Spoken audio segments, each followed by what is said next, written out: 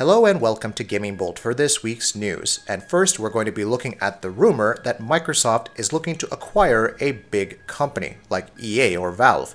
Recently, the rumor broke that Microsoft wanted to expand its portfolio of studios and franchises by acquiring some major game companies. Electronic Arts was the name that was floated as being the likeliest possibility, but Valve was one of the other names that came up in the rumors. Well, at least the latter part of those rumors was false, because none other than Gabe Newell, head of Valve, has confirmed so. Responding to a fan via email, which is something that he's known to do quite a bit, Newell said that he is not aware of Valve being bought out by Microsoft, so that ends that, we suppose.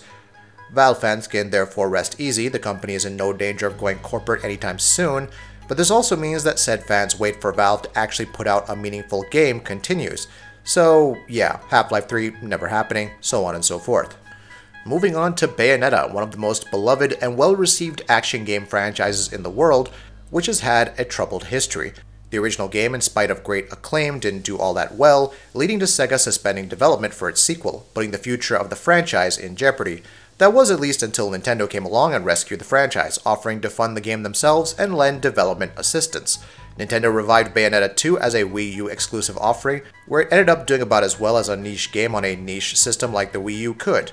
However, Nintendo was clearly happy with its performance since Bayonetta went on to be added to Smash Bros., and Bayonetta 3 was announced for the Nintendo Switch, as well as Bayonetta 1 and 2 coming to the Switch as well.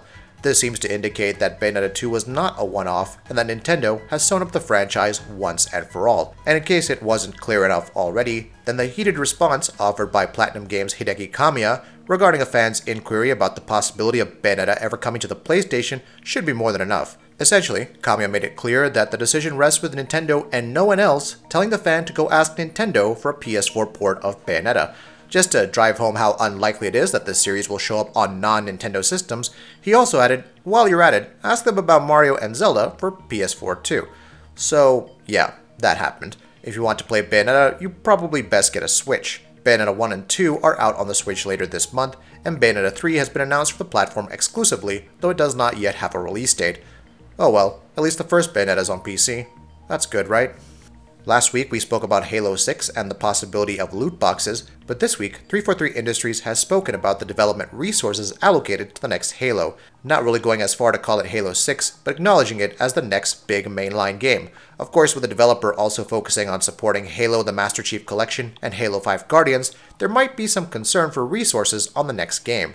In a new blog post, the developer stated that this wasn't the case. It stated that a small but experienced team here within 343 is supporting the legacy Halo titles with the Master Chief Collection as a priority. There's a wealth of experience and expertise on the team, including engineers, designers, and test leads who are intimately familiar with what's good and not so good with the Master Chief Collection, said the developer. That being said, this team is separate from the larger development team that's devoted to the next Halo FPS title. There's zero overlap or shared resources to ensure that the larger game team can remain laser focused on the future. Of course, it was also reiterated that the Master Chief Collection is still important to the studio. We are committing the necessary resources to do both projects right. The effort to update Halo the Master Chief Collection, which launched with a smorgasbord of issues that still haven't been fully resolved years after release, is fairly big. To assist the development team, there will be a public flighting program of sorts for Xbox Insider members. This will be a separate version of the game, available for public testing with live patches and updates throughout development. It sounds much like a public test server program that developers like Blizzard and Ubisoft Massive run for their live games. As for Halo 6, we still have no information on when it will be announced or released. In case you were worried about the lack of Xbox One games coming in the future, Little Green Men Games announced that it's ready to debut a rather unique title to Microsoft's console catalog, namely Starpoint Gemini Warlords. Speaking to WCCF Tech, studio CEO Mario Mihalkovic shared when to expect the game, what the power of Xbox One X will do for the Space Sim spin-off, and why the game skipped the PS4. Mihalkovic said, "Oh yes, we have a very particular reason. Starpoint Gemini Warlords is created in our own game engine, and that engine is rather friendly with the Xbox One and PC platforms, but PlayStation 4 is its nemesis. We made some tests, and using our engine to port the game to PS4 would take a very long time, so we might die before it's ready." Yes, he said die. Mihalkovic continues, "Seriously, it would be doable, but the path would really be very long and very expensive. So despite our willingness to adopt the Sony platform as well, we made our life in this matter very complicated. That said, our future games will use different engines, and that should enable us to add PS4 to our markets as well. This essentially means that while the developer is willing and interested in the platform being the PS4, the time and money investment it would take means they'll likely just look into it again with new games in the future on different engines, which is not all that bad when you think about it. The space RPG with strategy elements will launch within a few weeks, and we can expect an exact date later today. As to Xbox One X support, it is forthcoming, but the team only recently got their hands on the consoles, so it won't be day and date. Mijokovic would, however, confirm 4K resolution support.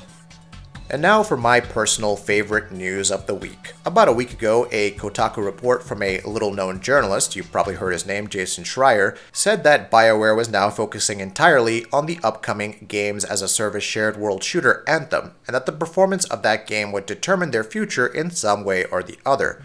One of the things the report clearly stated was that the game would be delayed from late this year to early next year. Keep that word in mind, by the way. Delay. Earlier this week, that part of the report was confirmed to be true, with EA confirming in their investor meeting following its financial report that Anthem will be launching in Q1 2019 for now. EA CFO Blake Jorgensen insisted that this is not a delay and that this is just part and parcel of trying to create a story. EA's statement also denies the Kotaku story, although of course the confirmation of the game's delay makes said denials look a little suspect. So once again, not a delay, even though it's a delay. The one thing you can count on for DICE to deliver with every single one of its games is a game that will look good. Even as their games like Battlefront 4 and Star Wars Battlefront 2 have stoked controversy due to bugs, rushed launches, shortage of content, and abusive monetization policies, it's hard to deny that they look absolutely stunning. Apparently, that trend will continue with the new Battlefield game, which is due out later this year as well. Speaking during their investors' earnings call, EA CEO Andrew House said that the game will have astonishing visuals and gameplay, and we're sort of willing to believe them on the visuals front at the very least.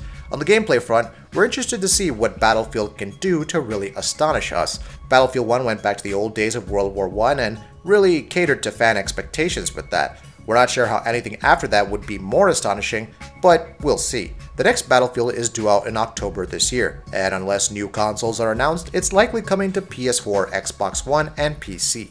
Assassin's Creed managed to make a comeback after increasingly poor showings that led to declining sales, critical reception, and interest in the series with Assassin's Creed Origins last year, an open-world action RPG that was a complete rethinking of the series from the ground up. Well, not exactly a rethinking. You can't really stealth kill enemies who are 2 levels higher than you, but it was pretty good. Aside from the action RPG approach, one of the other reasons the game was as successful as it was, at least at first, was because of the setting. Ubisoft went to ancient Egypt, which was an era fans had been demanding from the series for a while now, and it looks like for its follow-up, they'll be acquiescing to fan requests again. According to a report by PlayStation Universe, citing an anonymous source, take this all with a grain of salt, the next Assassin's Creed game will be called Assassin's Creed Dynasty. Judging by the name, the game could be based in China. We've already seen Assassin's Creed Chronicles China, which is a 2D stealth platformer, so it'd be interesting to see where the series goes next. Again though, take this report with a grain of salt. Of course, we do hope it won't be coming out this year, but that Ubisoft takes its time to polish it, just like with Assassin's Creed Origins. Attempted annualization of the franchise was what nearly killed it the first time around to begin with, after all. That'll be it for this video. If you like what we're doing, please go ahead and subscribe, and we'll see you next time.